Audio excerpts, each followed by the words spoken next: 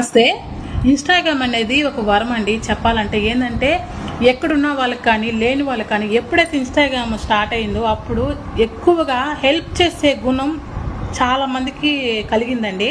ఎందుకంటే పలానా వాళ్ళకి హెల్ప్ చేయాలని దీంట్లో కొంచెం మనం అంటే మంచి ఆకట్టుకున్నది ఒక ఇన్స్టాగ్రామ్ అనేది. నేనైతే ఇన్స్టాగ్రామ్ గురించి ఏం చెప్పాలనుకుంటున్నానంటే, నేను కూడా అండి ఈ విశ్వం చాట్ టెస్ట్ వాళ్ళు నన్ను కూడా ఒక నెంబర్గా చేర్చుకున్నారు కాబట్టి వాళ్ళు చేసే అన్నదానాల్ని ఇన్స్టాగ్రామ్లో పోస్ట్ చేస్తున్నాను.